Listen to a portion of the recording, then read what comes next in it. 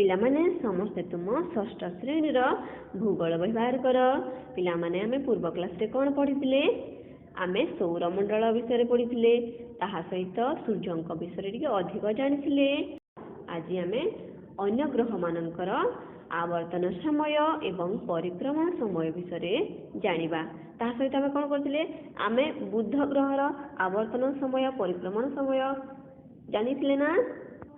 ଏବେ ଆମେ ପିଲାମାନେ ଆମର ବୁଧ ଗ୍ରହ ପରେ ରହିଥିବା ଗ୍ରହ ଯିଏକି ଶୁକ୍ର ଗ୍ରହ ଅଟେ, ଶୁକ୍ର ଗ୍ରହ ବିଷୟରେ ଜାଣିବା। ତ ଦେଖ ପିଲାମାନେ, ଆମର ଶୁକ୍ର ଗ୍ରହ ହେଉଛି ସୌରମଣ୍ଡଳର ଦ୍ୱିତୀୟ ଗ୍ରହ।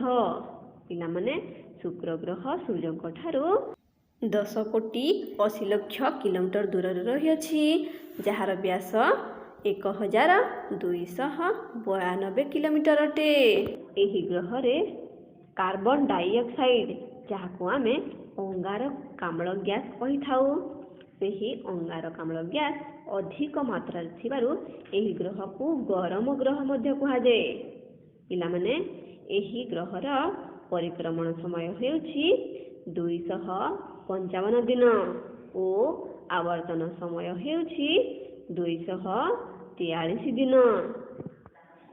ଜାଣିଛ ପିଲାମାନେ, ଏହି ଗ୍ରହରେ ଅଧିକ ଜ୍ୱାଳାମୁଖୀ ଥାଏ। ପିଲାମାନେ, ଜ୍ୱାଳାମୁଖୀ କହିଲେ କ'ଣ ଅଟେ? ଦେଖ ପିଲାମାନେ, ଜ୍ୱାଳାମୁଖୀ କହିଲେ ପିଲାମାନେ ମାଟି ତଳୁ ବା ଭୂତ୍ୱକରୁ ଅଗ୍ନି ଉଦ୍ଗୀରଣ ବା ଅଗ୍ନି ବା ନିଆଁ ବାହାରିବାକୁ ଜ୍ୱାଳାମୁଖୀ କୁହାଯାଏ। ମାଟି ତଳୁ ଆମର ନିଆଁ ବାହାରିଥାଏ, ଯାହା ପିଲାମାନେ ଆମ ଶୁକ୍ର ଗ୍ରହରେ ଦେଖିବାକୁ ମିଳିଥାଏ। ତାପରେ ଦେଖ ପିଲାମାନେ, ଶୁକ୍ର ଗ୍ରହ ପରେ ଆମର ଅଛି ପୃଥିବୀ ଗ୍ରହ ନା? ତ ପିଲାମାନେ ଦେଖ, ଆମର ପୃଥିବୀ ଗ୍ରହ ଯିଏକି ସୌରମଣ୍ଡଳର ତୃତୀୟ ଗ୍ରହ ଅଟେ। ପିଲାମାନେ ଜାଣିଛ, ଆମ ପୃଥିବୀ ସୂର୍ଯ୍ୟଙ୍କ ଠାରୁ 14,96,00,000 କିଲୋମିଟର ଦୂରରେ ରହିଅଛି। ଆମ ଗ୍ରହର ବ୍ୟାସ ହେଉଛି 12,742 କିଲୋମିଟର ଅଟେ। ପିଲାମାନେ ଜାଣିଛ, ଆମ ଗ୍ରହରେ 77% ନାଇଟ୍ରୋଜେନ, 21% ଅକ୍ସିଜେନ ଓ କାର୍ବନ ଡାଇଅକ୍ସାଇଡ ବା ଅଙ୍ଗାରକାମ୍ଳ ଗ୍ୟାସ ସହିତ ଆଇରନ୍ ଗ୍ୟାସ ମଧ୍ୟ ରହିଅଛି। ପିଲାମାନେ, ସୌରମଣ୍ଡଳରେ କେବଳ ପୃଥିବୀ ଏପରି ଗୋଟିଏ ଗ୍ରହ ଅଟେ ଯେଉଁଠିକି ଜୀବନ ଦେଖାଯାଏ। ଆମ ଗ୍ରହରେ ଅଧିକ ଜଳ ଥିବାରୁ ପିଲାମାନେ ଆମ ଗ୍ରହକୁ ନୀଳ ଗ୍ରହ ମଧ୍ୟ କୁହାଯାଏ। ପିଲାମାନେ ଜାଣିଛ, ଆମ ଗ୍ରହର ପରିକ୍ରମଣ ସମୟ ହେଉଛି କେତେ? 365 ଦିନ ଓ ଆବର୍ତ୍ତନ ସମୟ ହେଉଛି ପିଲାମାନେ 24 ଘଣ୍ଟା ବା 1 ଦିନ। ତାପରେ ଦେଖ ପିଲାମାନେ, ପୃଥିବୀ ଗ୍ରହ ପରେ ରହିଥିବା ଗ୍ରହଟି ହେଉଛି କିଏ? ଆମର ମଙ୍ଗଳ ଗ୍ରହ। ପିଲାମାନେ, ଯିଏକି ସୌରମଣ୍ଡଳର ଚତୁର୍ଥ ଗ୍ରହ ଅଟେ। ପିଲାମାନେ ଜାଣିଛ, ଆମ ମଙ୍ଗଳ ଗ୍ରହ ସୂର୍ଯ୍ୟଙ୍କ ଠାରୁ 23 କୋଟି କିଲୋମିଟର ଦୂରରେ ରହିଅଛି।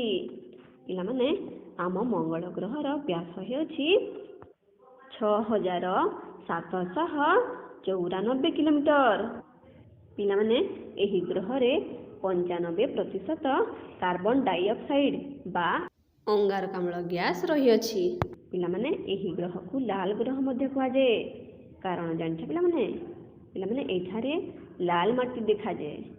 ଜାଣିଛ ପିଲାମାନେ, ଆମ ମଙ୍ଗଳ ଗ୍ରହର ପରିକ୍ରମଣ ସମୟ ହେଉଛି 687 ଦିନ ଓ ଆବର୍ତ୍ତନ ସମୟ ହେଉଛି 24 ଘଣ୍ଟା ବା 1 ଦିନ। ପିଲାମାନେ, ତାପରେ ଦେଖ, ଆମର ମଙ୍ଗଳ ଗ୍ରହ ପରେ ରହିଅଛି ଆମର ବୃହସ୍ପତି ଗ୍ରହ। ବୃହସ୍ପତି ଗ୍ରହ ପିଲାମାନେ, ଯିଏକି ସୌରମଣ୍ଡଳର ପଞ୍ଚମ ଗ୍ରହ ଅଟେ। ପିଲାମାନେ, ଏହି ଗ୍ରହ ସୂର୍ଯ୍ୟଙ୍କ ଠାରୁ 77,40,40,821 କିଲୋମିଟର ଦୂରରେ ରହିଅଛି। ପିଲାମାନେ, ଏହି ଗ୍ରହର ବ୍ୟାସ ହେଉଛି 1,42,984 କିଲୋମିଟର। ପିଲାମାନେ ଜାଣିଛ, ଏହି ଗ୍ରହରେ 71% ନାଇଟ୍ରୋଜେନ ଗ୍ୟାସ ଓ 24% ହିଲିୟମ ଗ୍ୟାସ, 5% ଅନ୍ୟାନ୍ୟ ଗ୍ୟାସ ରହିଅଛି। ତେଣୁ ପିଲାମାନେ, ଏହି ଗ୍ରହକୁ ଗ୍ୟାସୀୟ ଗ୍ରହ ମଧ୍ୟ କୁହାଯାଏ। ଜାଣିଛ ପିଲାମାନେ ଆମ ସୌରମଣ୍ଡଳର ସବୁଠାରୁ ବଡ଼ ଗ୍ରହ ହେଉଛି ଆମର ବୃହସ୍ପତି ଗ୍ରହ। ପିଲାମାନେ ଯାହାର ପରିକ୍ରମଣ ସମୟ ହେଉଛି 11 ବର୍ଷ 11 ମାସ ଓ ଆବର୍ତ୍ତନ ସମୟ ହେଉଛି 9 ଘଣ୍ଟା 56 ମିନିଟ୍। ପିଲାମାନେ ଏହି ଗ୍ରହକୁ ଗୁରୁ ଗ୍ରହ ମଧ୍ୟ କୁହାଯାଏ, ଯାହାର ରଙ୍ଗ ହେଉଛି ପିଲାମାନେ ହଳଦିଆ। ତାପରେ ଦେଖ ପିଲାମାନେ ଆମର ବୃହସ୍ପତି ଗ୍ରହ ପରେ କେଉଁ ଗ୍ରହ ରହିଅଛି?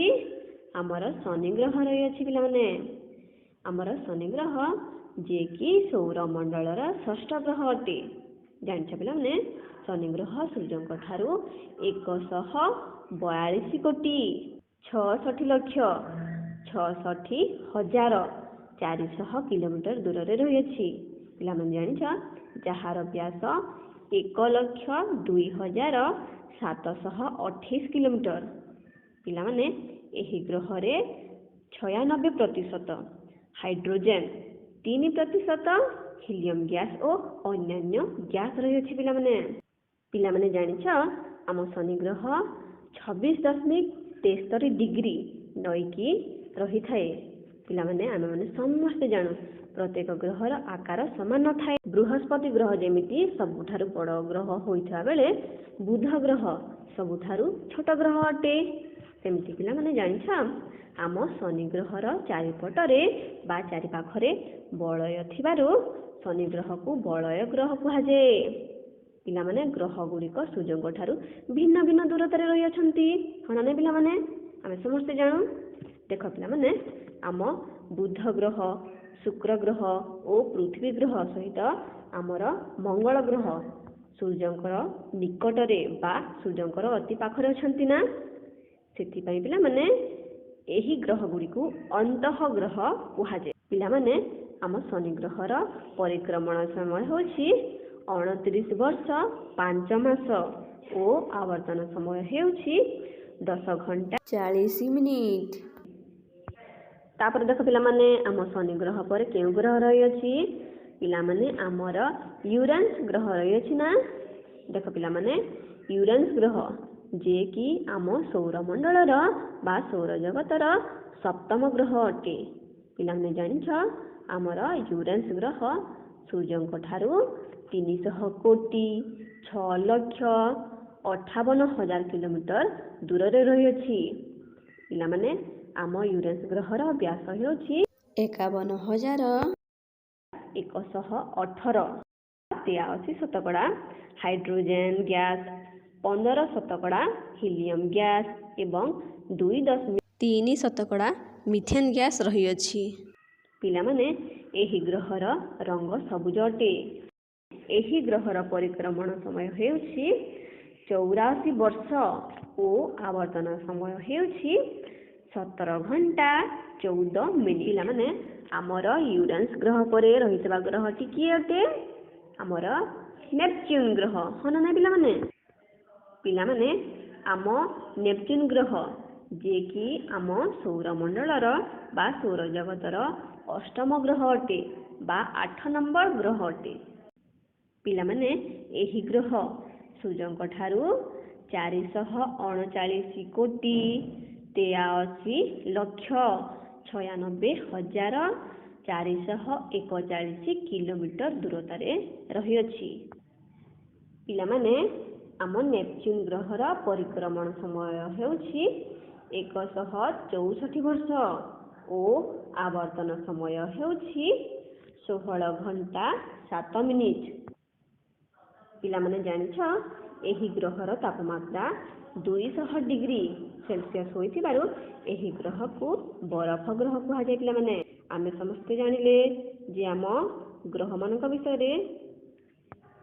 ପିଲାମାନେ ବୃହସ୍ପତି ଗ୍ରହ, ଶନି ଗ୍ରହ, ୟୁରାନ୍ସ ଗ୍ରହ ଓ ନେପଚ୍ୟୁନ୍ ଗ୍ରହ ଏମାନେ ସୂର୍ଯ୍ୟଙ୍କ ଠାରୁ ବହୁତ ଦୂରରେ ଥିବାରୁ ଏହି ଗ୍ରହମାନଙ୍କୁ ବହିର୍ଗ୍ରହ କୁହାଯାଏ। ପିଲାମାନେ ଆଉ ଗୋଟେ କଥା ଜାଣିଛ?